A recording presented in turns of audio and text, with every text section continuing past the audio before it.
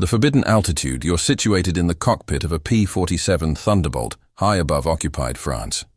The altimeter shows 18,000 FT, the standard altitude for a fighter sweep.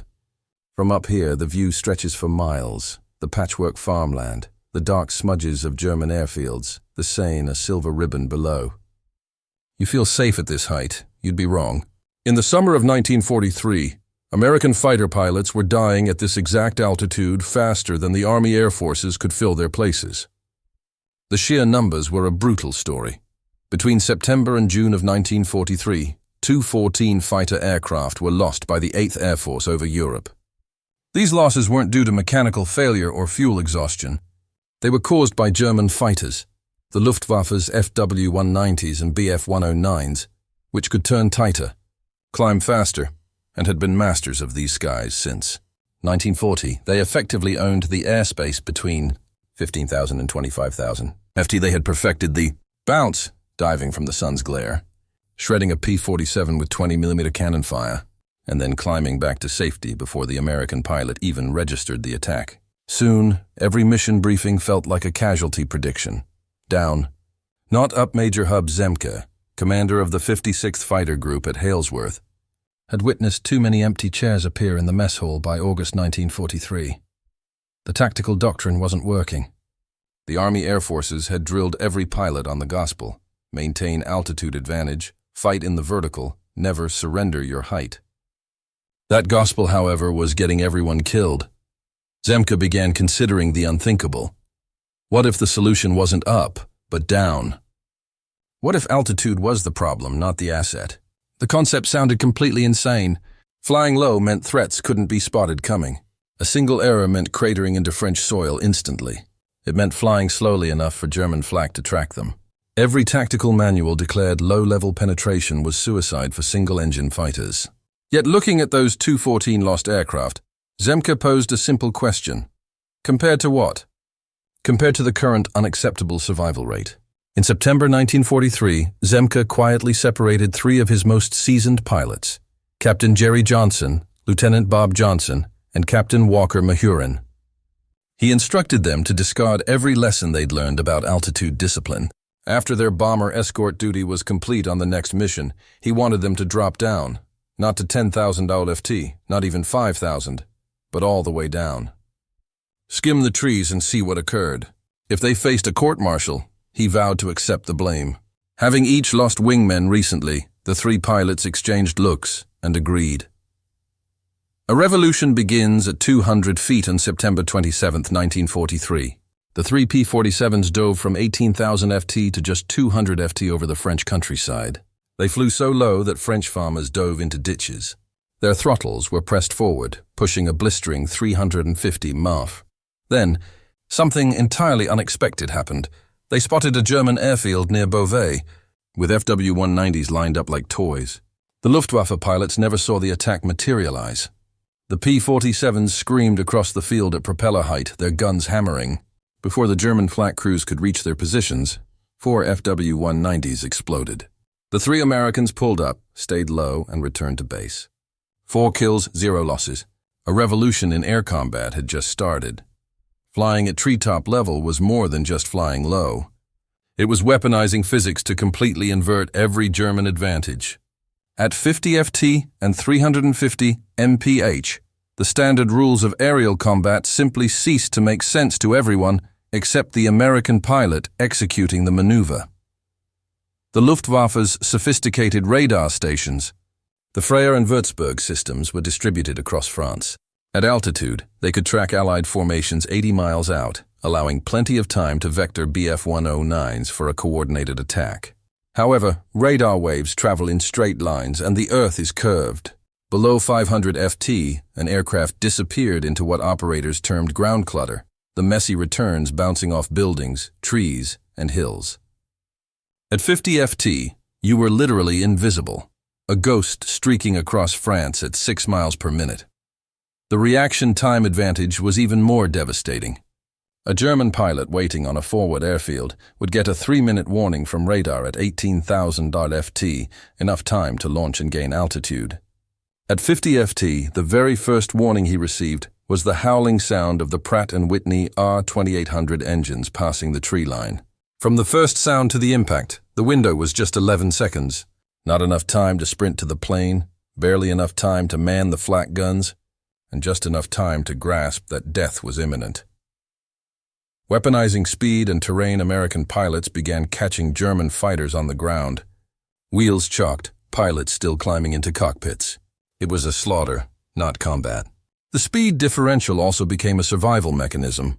A P-47 at ground level and full throttle, doing 350 km/h, was simply moving too fast for German gunners trained for high-altitude tracking.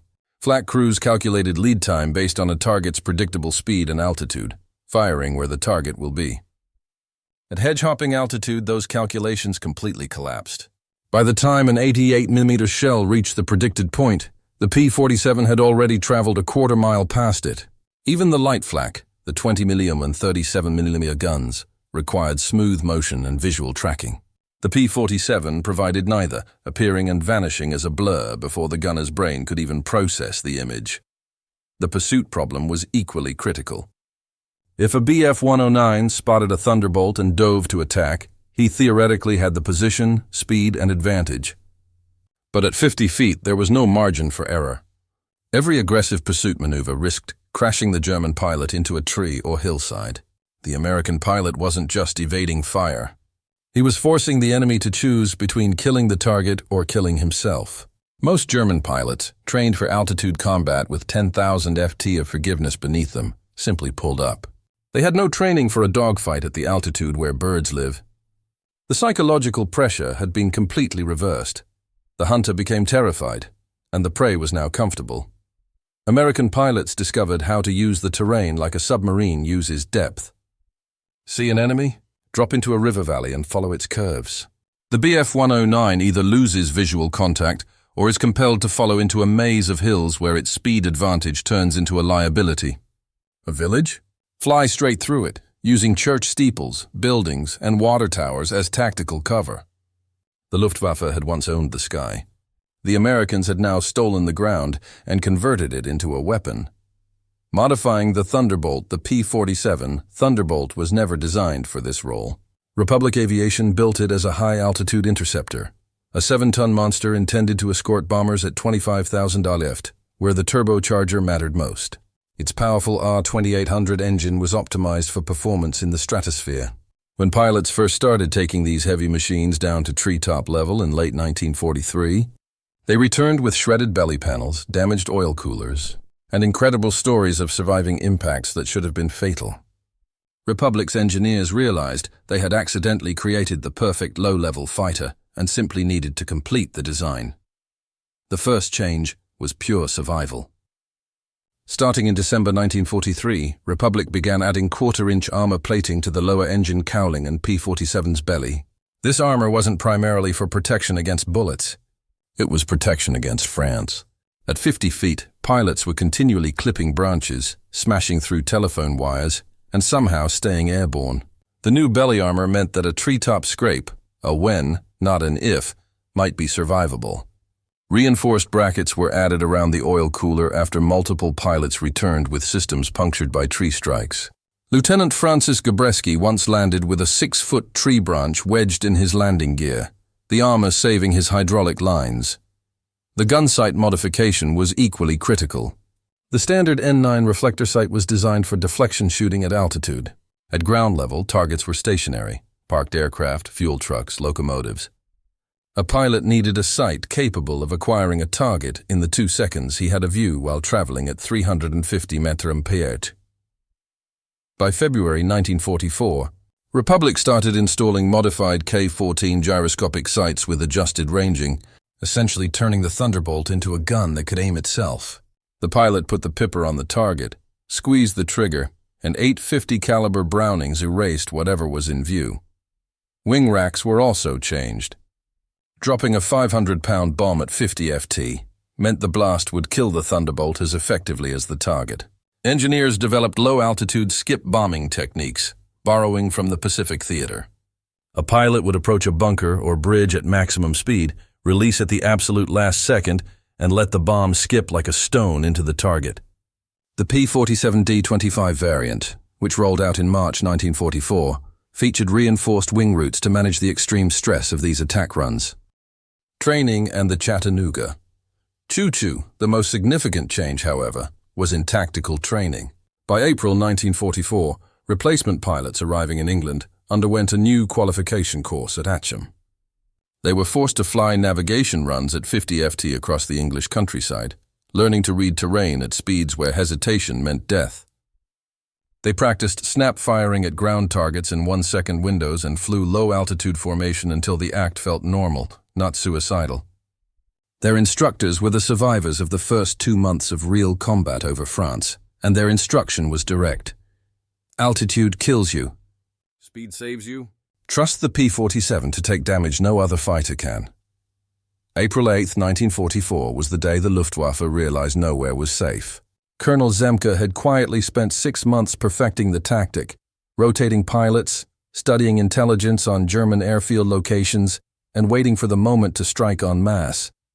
That moment came with the spring weather clearing over Normandy and intelligence confirming 2 of the Luftwaffe's elite fighter wings. Jagdgeschwader 2 and 26 were rotating squadrons through forward bases near Bernay and Évreux. The Germans assumed these fields, tucked 60 miles inland with early warning systems and flak batteries, were secure. They were wrong. Zemke launched a coordinated strike of 48 P-47s from 3 fighter groups. There was no high-altitude sweep, no bombers to escort. It was pure low-level hunting.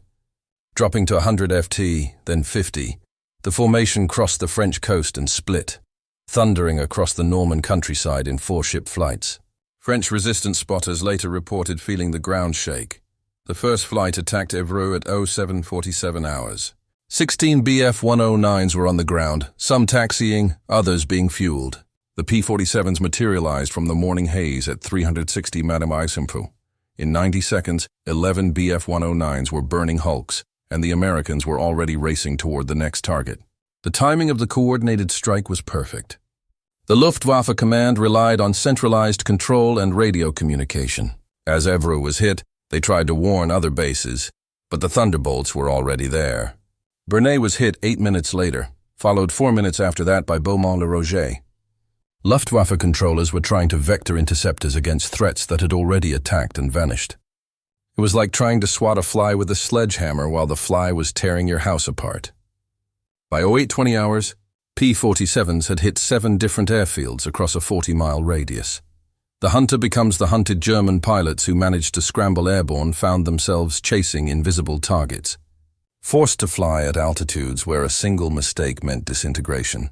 Lieutenant Robert Johnson, one of Zemke's original test pilots, led a flight that caught a staffel of FW-190s during their morning briefing at Conches Airfield. Johnson's gun camera footage, still difficult to watch, shows pilots sprinting, FW-190s erupting into fireballs, and fuel trucks spreading fire across the flight line. His after-action report was clinical. Destroyed 4 aircraft on ground, probably destroyed 2 more. Heavy damage to fuel storage. No enemy fire encountered. Time over target, 11 seconds. The week-long April offensive, which pilots began calling the Chattanooga choo-choo runs after they started hitting trains, claimed 47 confirmed German aircraft destroyed on the ground, 23 locomotives and countless fuel depots, trucks and ammunition dumps. The cost, 3 P-47s. The resulting loss ratio was 15-1 in America's favor. Suddenly, every Luftwaffe base commander in France was screaming for more camouflage, more flak, more anything to stop the hedge-hopping Thunderbolts. The desperation in German radio intercepts was undeniable. The hunters had become the hunted, and they had no tactical response. General Lieutenant Adolf Galland, commander of the Luftwaffe's fighter forces, understood the existential threat upon reading the April loss reports. Losing planes in combat was manageable, but losing planes, ground crews, fuel, and ammunition on the ground was hemorrhaging capability faster than Germany's logistics could replace. On April 19, 1944, Galland issued Directive 487 to all Jagdverbände commanders in France. Relocate aircraft dispersal areas at least 800 meters from runways, increase flak coverage on approach paths, and establish visual observer networks in surrounding villages. It was a tactical band-aid on an arterial bleed. The flak repositioning was attempted first. Ground forces dragged 20mm and 37mm cannons a kilometer away from the airfield perimeters, hoping to intercept the P-47s before attack range. It failed. The Americans simply flew lower, using tree lines and terrain folds to mask their approach until they were inside the flak envelope. By the time the guns started tracking, the Thunderbolts were already gone. Worse, positioning the batteries in open fields made them targets themselves. P-47 pilots began hunting the flak guns, strafing the positions with 50 caliber fire. One German flak battery commander near Dreux reported losing 17 men in 3 weeks without a single hit on an American fighter. The psychological burden. The observer network created its own problems. Recruited French civilians were meant to telephone warnings, providing maybe 30 extra seconds of alert time, just enough for pilots to scramble out of their aircraft, leaving the planes to burn. The French resistance immediately infiltrated the system, feeding false reports that sent Luftwaffe personnel scrambling for ghost attacks, while real P-47s hit different bases. By mid-May, the network was so saturated with misinformation that commanders stopped trusting it. The dispersal tactic was the most desperate measure. Instead of the efficient practice of parking aircraft in neat rows, German crews started hiding individual fighters in camouflaged revetments, barns, and tree groves kilometers from the runway. This saved the aircraft from strafing, but it destroyed operational readiness. A Bf-109 hidden 2 kilometers from the runway needed 20 minutes to reach the flight line, get armed, fueled, and airborne. The Americans had forced the Luftwaffe to choose between protecting their aircraft and actually using them. Galland's final countermeasure, Operation Wurf Machine, throwing machine, in late May, was a plan to use heavily armored FW-190s with large cannons to hunt the hedge-hoppers on low-altitude patrols. It failed spectacularly. The armored FW-190s were slower and less maneuverable, a fatal disadvantage at 50 ft. In the first week, the Luftwaffe lost 6 modified fighters without a single kill. The program was silently cancelled. There was no counter to hedge-hopping because the tactic was unfair. It exploited every flaw in the Luftwaffe's defensive system simultaneously. By June 1944, German commanders accepted the grim reality. Their aircraft weren't safe on the ground or during takeoff, and the Americans could strike at will. Air superiority had become air terror. The new language of survival living at 50 ft meant mastering a new language of survival that had nothing to do with the Luftwaffe. A pilot could execute a perfect guns pass, but still die because a flock of starlings exploded through the canopy at 350 meters. Lieutenant James Goodson learned this on May 3, 1944, when a bird strike shattered his windscreen over the Loire Valley. Half blind, with feathers, broken plexiglass, and blood in his face, he somehow kept the aircraft steady. The bird was a crow. Afterward, pilots began calling them flying flak and developed an instinct for reading bird behavior. If they scattered, a threat was near. Power lines were worse, invisible until struck. France's rural electrical grid was a web of death strung at precisely the altitude American pilots flew, strong enough to slice aluminum. Between April and May 1944, the 8th Air Force lost 9 P-47s to power line strikes. Administrative casualties filed as struck obstacle during low-level flight. Lieutenant William O'Brien hit a line near Chartres that wrapped his propeller and pulled down 3 telephone poles before snapping. He bailed out 10 miles away.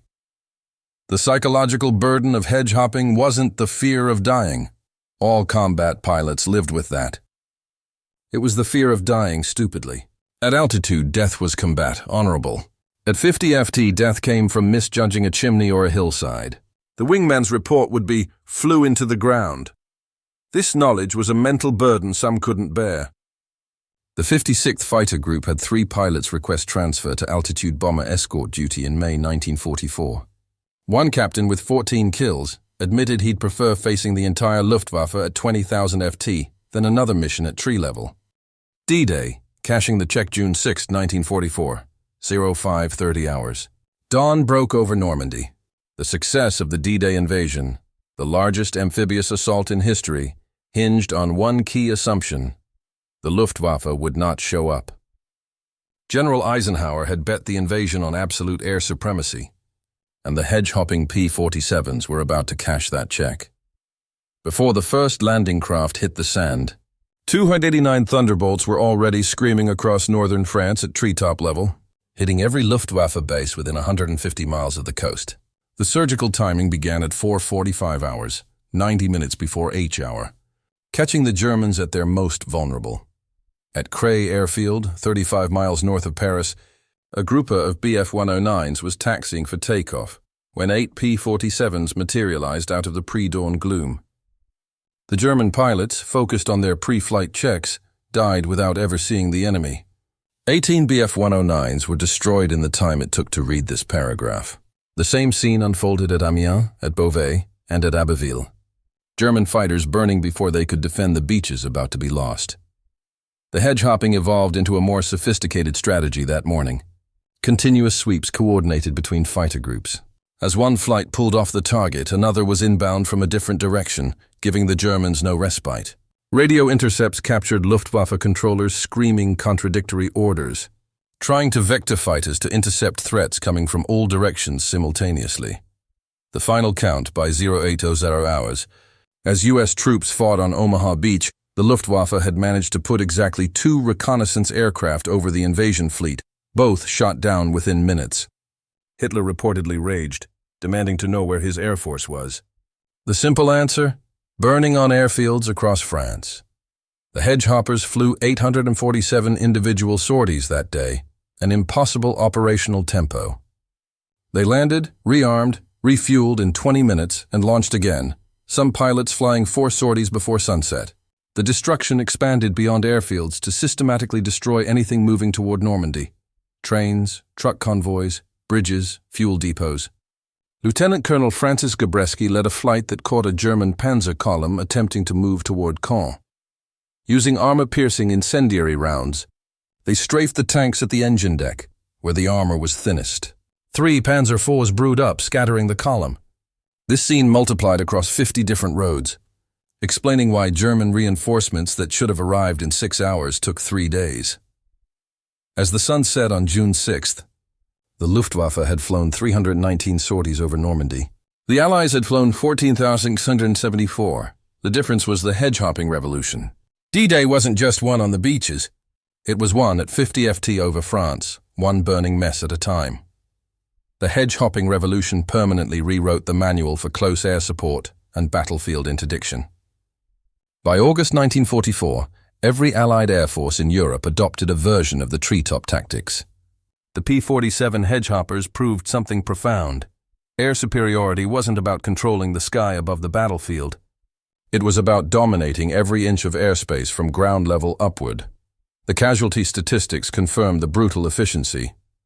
Between April and August 1944, P-47 groups flying low-level missions destroyed 1,023 German aircraft on the ground, 315 locomotives and over 9,000 trucks.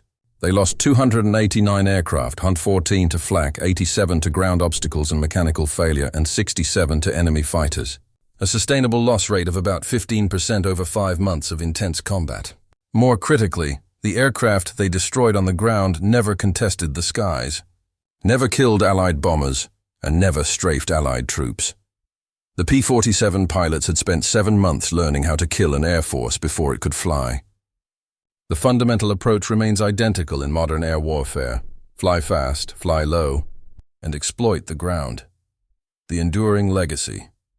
Treetops to warthogs, the core concept remained. Exploit terrain, and hit targets before they even realize you're present.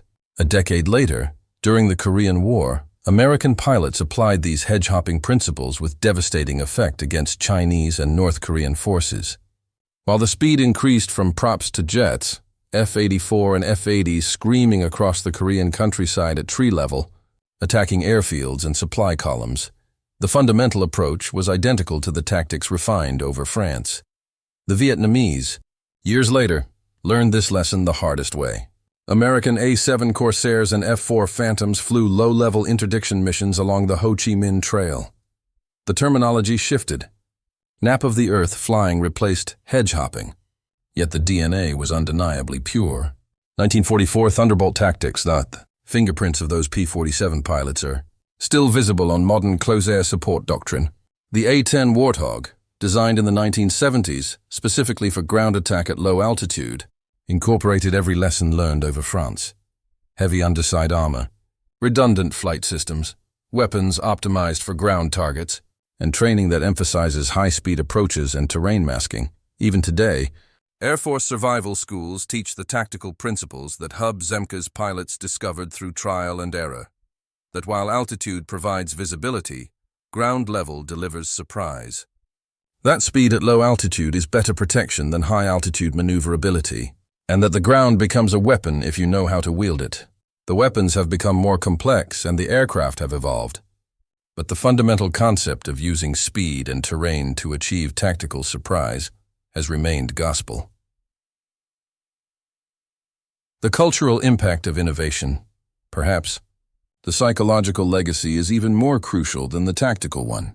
The hedge-hopping campaign demonstrated that conventional wisdom can be wrong, and doctrine written in peacetime must be discarded when lives are at stake. Sometimes the right answer is the one that sounds completely insane. Hub Zemke was never court-martialed for his unauthorized tactical experiments. Instead, he was awarded the Distinguished Service Cross. The Army Air Forces, and later the Independent Air Force, absorbed a crucial cultural lesson about innovation under fire. When facing losses that can't be tolerated, you don't simply double down on failure. You question everything. You empower junior officers to test alternatives, and you experiment. This institutional flexibility became a lasting part of American air power doctrine. Visit the Air Force Museum in Dayton today, and you'll see a P-47 Thunderbolt suspended from the ceiling. Its placard correctly details its massive radial engine and its role as a high-altitude bomber escort. But that history is incomplete. The true story of the Thunderbolt is that it became its most lethal when it flew lowest, when pilots pointed that massive nose at the ground instead of the sky. It evolved into a hedge-hopping predator that taught an entire generation how to fight where surprise and physics superseded altitude advantage. 7 months, 50 feet, and a willingness to ignore every rule. That is how American pilots caught the Luftwaffe off guard and helped clinch the victory.